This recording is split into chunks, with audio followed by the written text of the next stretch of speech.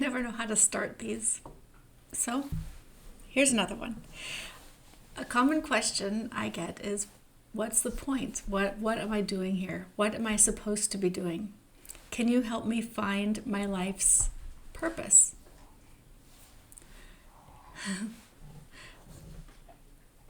I will do my best to help you find life's purpose by doing nothing.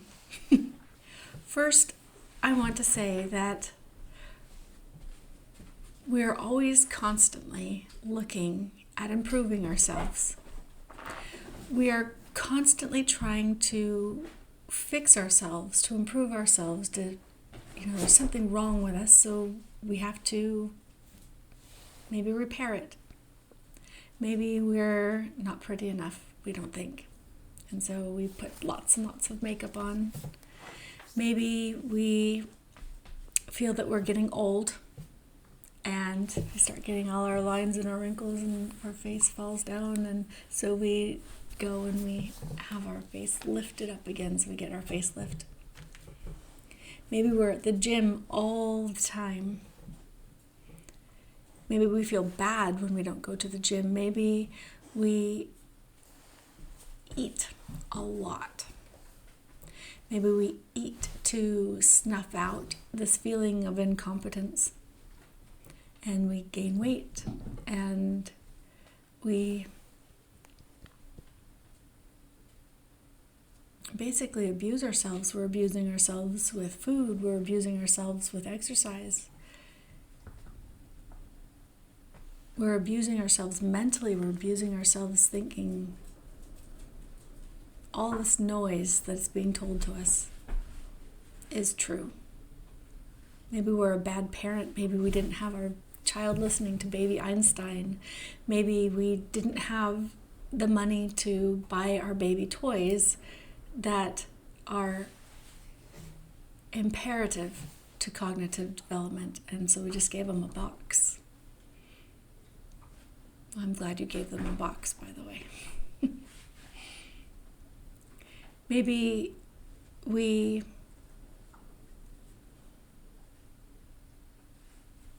just don't like who we are on the inside. Maybe we're comparing ourselves all the time to everyone else around us. Why am I talking about this in regards to what am I doing here? Because this plays a huge role in why we feel that we're not good enough, and why we feel that we're missing something. Something's not right. That we haven't found our purpose, our true selves. What if I told you you did? What if I told you you're already there?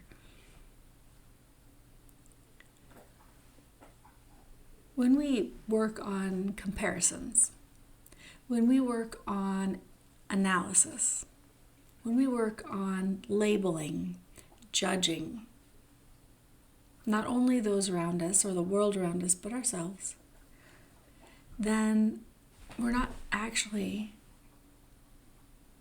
able to step back and observe. Aha, there's the word, right? Life is about observation.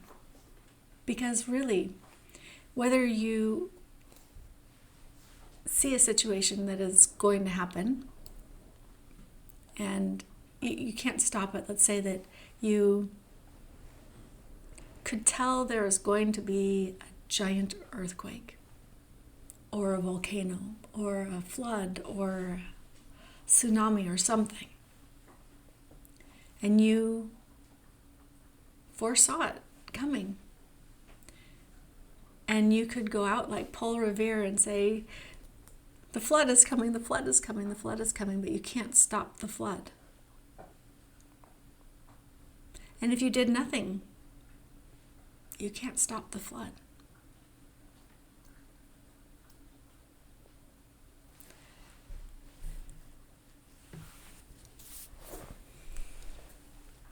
Observation is critical. Being able to observe without labels, without judgment. Just observe, just be there. It's not like being in the moment, because I want you to be able to observe yourself. I want you to be able to observe your reaction and response to situations. See how you play a part. See how you meld with your surroundings.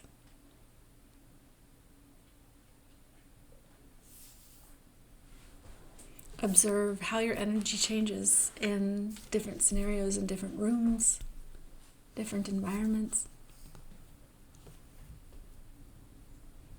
How does your body react when it's feeling insecure, when it feels attacked, when it feels loved? Just observe it. And observation is like no words. You don't need to say anything.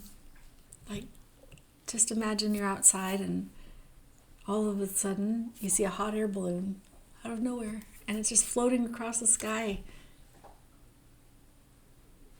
You don't have to tell anyone, hey, look, there's a hot air balloon. Just let it be for you. And if someone else sees it, let them see it. Just watch it. Just watch it quietly.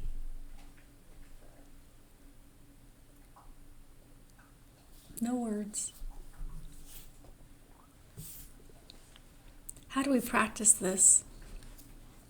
Sometimes it's just by being quiet, just by being silent. Have you and a friend, maybe, you and a spouse, maybe you and someone, spend an entire weekend with no words, no television, no nothing but no words, and communicate with each other without words? At first it's going to be pretty awkward. Or maybe it will be easier and then it will become awkward and then it will become easier again.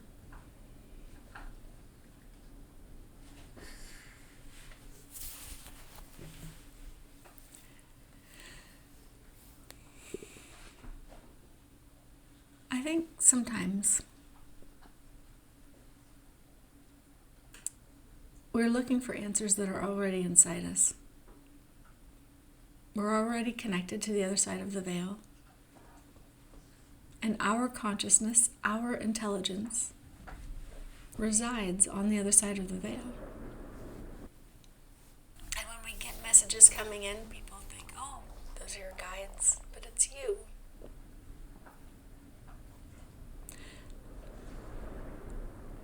I say that as part of this talk because sometimes I think that we don't think we're good enough. We don't think that we're able to do this. We obviously can't find our point and purpose here, right? And so we're looking for the answers outside. And even when we talk spiritually, we're looking for answers outside. So we have guides to guide us, to give us hope that we're not alone in this. First of all, I'd like to say you're not alone in this. But your guides are you. They're your consciousness. Telling you it's going to be okay.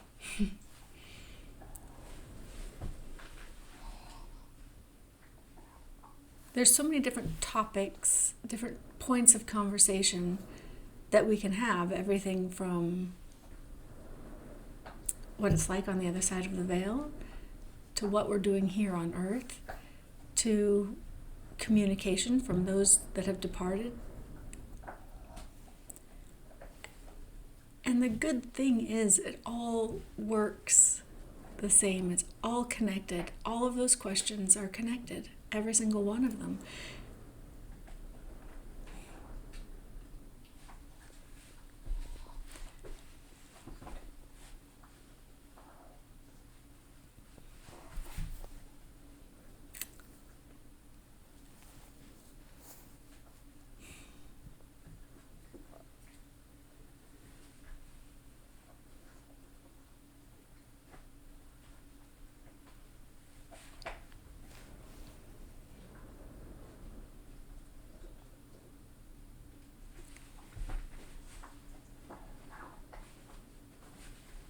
being able to observe through non-judgmental observation, just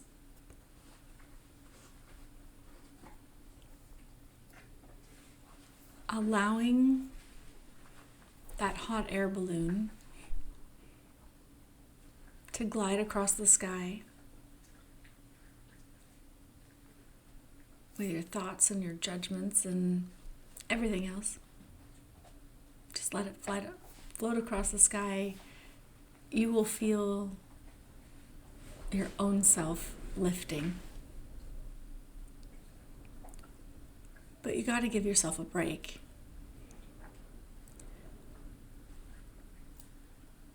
You got to give yourself a break. Because if we just look at the wellness industry itself, I mean, I'm picking this one industry because it is taking advantage of knowing that we are searching for point and purpose to this life. And the easiest way to say that is say, yeah, you're broken, but if you do these things, if you practice these things, if you're going to the gym, if you're eating this way, if you're doing that, if you stop eating this and you only eat this, then you're going to align your chakras and you're going to, get everything in tune exactly where you need to be by doing all of these other things. Then you won't feel so lost. But all of those statements, all of those things are meant to take advantage of where we are, of being lost. And then when they don't work, you feel even more lost. Like, I'm doing all of these things. I'm meditating. I'm aligning my chakras. I'm doing this. I'm eating this. I'm not eating this. I'm exercising. I'm not exercising. I'm everything. You just got to give yourself a break. Just give yourself a break. And for one weekend, turn everything off. And if you want to do it by yourself or with a friend, however, no words. At first, your brain is going to be like, oh yeah, I love words. I love words. I love words. Look at that. Look at that. Look at that. Look at that. How am I feeling now? What is that? What is that feeling? What is that feeling? And it's going to try to label everything. And the more you don't talk vocally, those words that your brain creates are going to hop on that hot air balloon, and you'll see the words like, oh, that's a nice word. Have you ever taken a word? I know when I was little, I took the word apple and I just repeated it. Apple, apple, apple, apple, apple, apple, apple. And soon it was just a sound. It was just a vibration. It actually had no meaning. It actually didn't mean apple. And the apple wasn't that. It was a very odd sensation when I did that. But that's all our words are, is labels. So if we can just turn the noise off just for a little bit and go without talking, practice some silence, and just observe. Observe your reaction to things. Observe your response to things. And let things happen.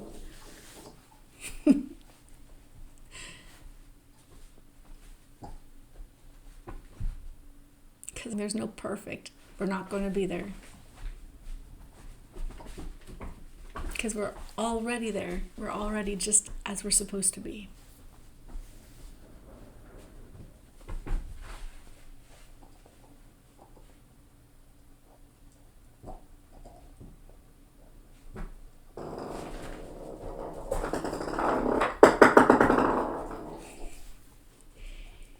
Rolling golf balls across the floor.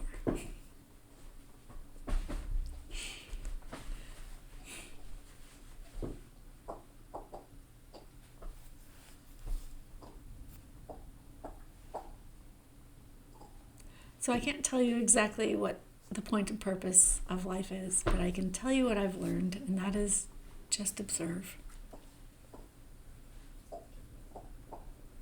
Just watch. It doesn't mean you don't participate, but it means participate from a different angle. And give yourself a break.